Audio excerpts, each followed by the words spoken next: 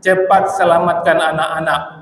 Itu adalah peran rasa takut yang benar, yaitu melahirkan kewaspadaan. Pengendara motor takut kecelakaan, maka ia hati-hati, maka ia memakai helm.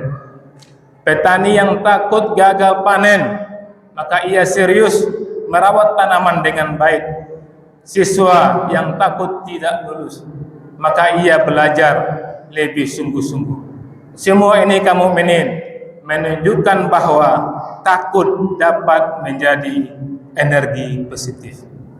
Tetapi kaum mukminin, khatib ingatkan, ada rasa takut yang lebih besar, yaitu takut akan dosa-dosa kita. سبح اسم ربك الأعلى الذي خلق فسوى نحمده ونستعينه ونستغفره ونعوذ بالله من شرور أنفسنا ومن سيئات أعمالنا من يهده الله فلا مضل له ومن يضلل فلا هادي له أشهد أن لا إله إلا الله وأشهد أن محمدا عبده ورسوله لا نبي بعده اللهم صل وسلم وبارك على النبي الكريم ورسول عظيم وعلى آله وأصحابه أجمعين أما بعد فيا عباد الله ittaqullah haqqa tuqatih wa la tamutunna illa wa antum muslimun. Faqala ta'ala fi kitabil karim, a'udzu billahi minasy syaithanir rajim, bismillahirrahmanirrahim. Alif lam mim, zalikal kitabu la raiba fihi hudan lil muttaqin. Sadaqallahul azim. Bapak-bapak kaum mukminin yang khatib muliakan, alhamdulillah, bersyukur kita kepada Allah kembali dengan izin dan rahmat Allah. Kita mampu meninggalkan aktivitas kita dan hadir di masjid ini. Bermohon betul kita kepada Allah kaum mukminin, kiranya hadirnya kita di masjid ini benar-benar tercatat di sisi Allah Subhanahu wa taala dan kita semua mendapatkan pahala terbaiknya. Di awal khutbah khatib mengajak diri khatib dan kita semua, mari kaum kita pastikan bahwa kita adalah orang-orang yang bertakwa. Karena kaum mukminin, tidak ada gunanya kita hidup panjang pun usia kita, besar pengaruh kita, kalau kita tinggalkan dunia ini tanpa membawa predikat takwa. Gagal dan gagallah hidup kita. Untuk itu khatib dan kita semua pastikan bahwa kita adalah orang-orang yang bertakwa. Kaum mukminin yang khatib muliakan, pesan takwa yang ingin khatib sampaikan dalam khutbah Jumat yang singkat ini, yaitu takut itu penting dan takut dosa jauh lebih penting. Allah Subhanahu wa taala kaum mukminin berfirman dalam penggalan surat Fatir ayat 28, apa kata Allah? Innama yakhsallaha min ibadihil ulama. Sesungguhnya yang takut kepada Allah hanyalah para hambanya yang berilmu. Baru dikatakan orang itu benar-benar berilmu, baru bisa dikatakan seseorang itu ulama kalau dia benar-benar takut kepada Allah. Sepanjang apapun detailnya, sejauh manapun tempat belajarnya, tapi kalau dia tidak takut kepada Allah, maka tidak berhak menyandang sebagai orang berilmu, tidak berhak menyandang predikat ulama. Dan ayat ini kaum mukminin, Fatir 28 ini Ayat ini memberi pesan bahwa rasa takut yang paling benar adalah takut yang lahir dari ilmu, bukan dari panik, bukan dari cemas, tetapi dari kesadaran siapa Allah dan siapa kita. Kaum mukminin yang hati muliakan, kita ke dunia ini untuk diuji oleh Allah, dan Allah hadirkan instrumen-instrumen untuk diuji.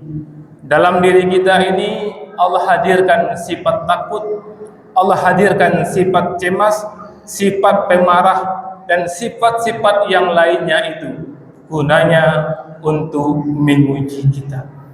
Allah hadirkan rasa takut kamu. Maka sadarilah, takut adalah bagian dari diri manusia. Takut merupakan fitrah yang Allah hadirkan setiap diri kita masing-masing. Maka kamu ini kita lihat, takut gempa membuat orang berlari ke tempat yang aman.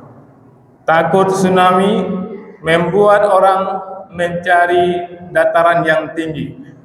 Takut banjir membuat orang mengungsi dan menjaga keluarganya.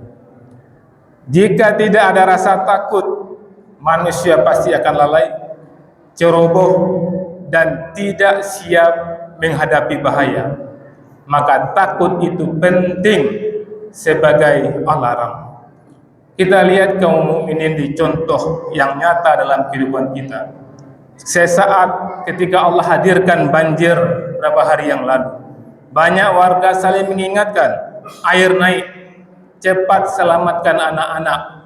Itu adalah peran rasa takut yang benar, yaitu melahirkan kewaspadaan. Pengendara motor takut kecelakaan, maka ia hati-hati, maka ia memakai helm. Petani yang takut gagal panen, maka ia serius merawat tanaman dengan baik.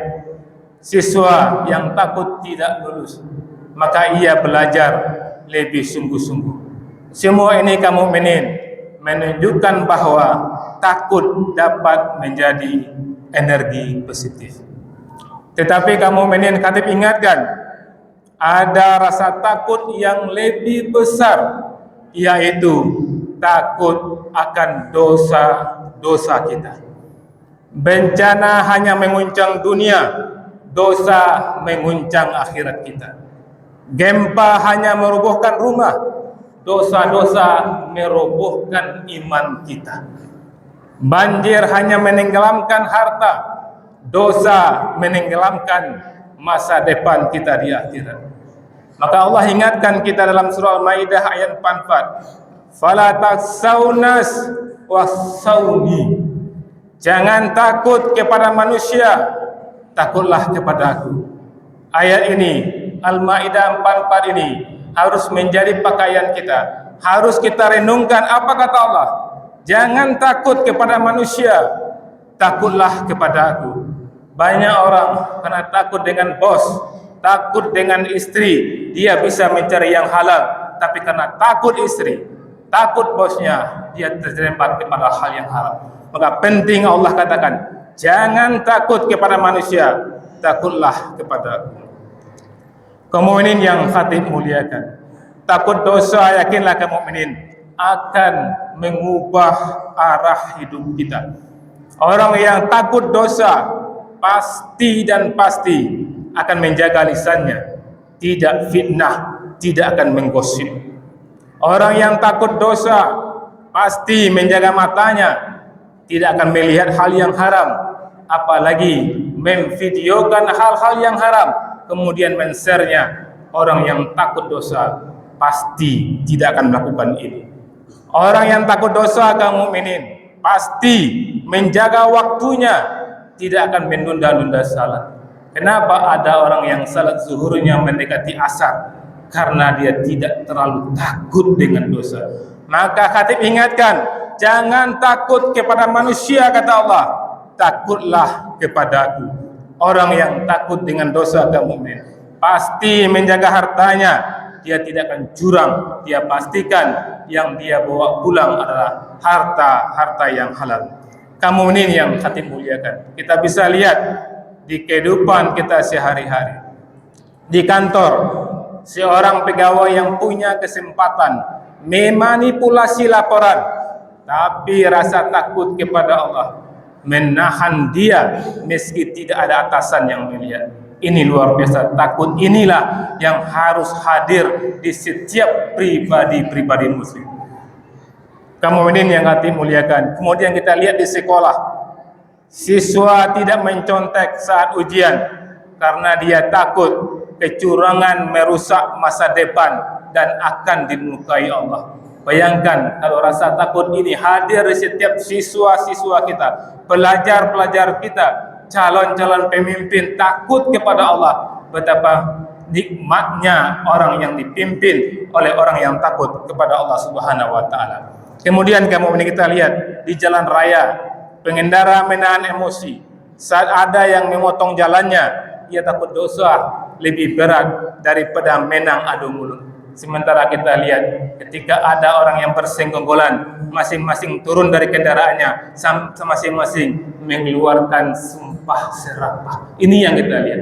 Kalau orang takut kepada Allah, dia takut dosa yang ada pada dirinya. Maafkan saya, maafkan saya. Orang beriman takut dosa, dia lebih mudah mengatakan maafkan saya, maafkan saya.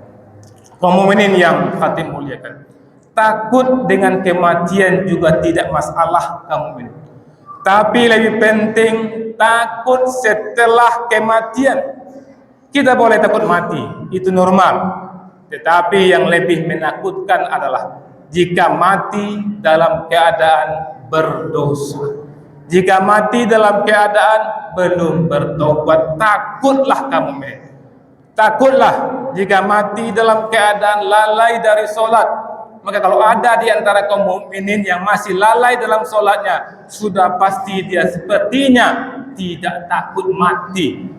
Ini mengerikan. Kalau masih ada di antara kita begini, Allah uji Sumatera ini dengan banjir bandang. Orang yang sehat walafiat mati seketika dengan banjir ini. Dan ini bisa berlaku untuk masing-masing individu kita. Maka Khatib mengajak dari Khatib dan kita semua, pastikan kita orang-orang yang benar ibadahnya, benar sholatnya. Kemudian kamu mukminin, takutlah jika mati dalam keadaan meninggalkan kewajiban. Sudah bisa berzakat, tidak juga berzakat. Sudah bisa berhaji, tidak juga berhaji. Orang yang mampu berzakat belum berzakat, jangan mati dulu. Allah mengatakan jangan mati dulu sebelum kamu benar-benar Islam. Kamu mukminin yang Khatib muliakan, takutlah kita dengan dosa kita. Takutlah kepada Allah. Kalau kita takut dengan dosa kita, takut kepada Allah, pasti nikmatnya hidup kita. Faqtabiru ya ulil absar la'allakum turhamun.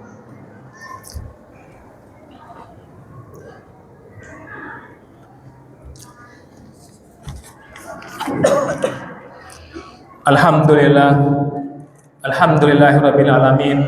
Asyhadu an la ilaha illallah wa asyhadu anna Muhammadan abduhu wa rasuluhu la nabiyya ba'da.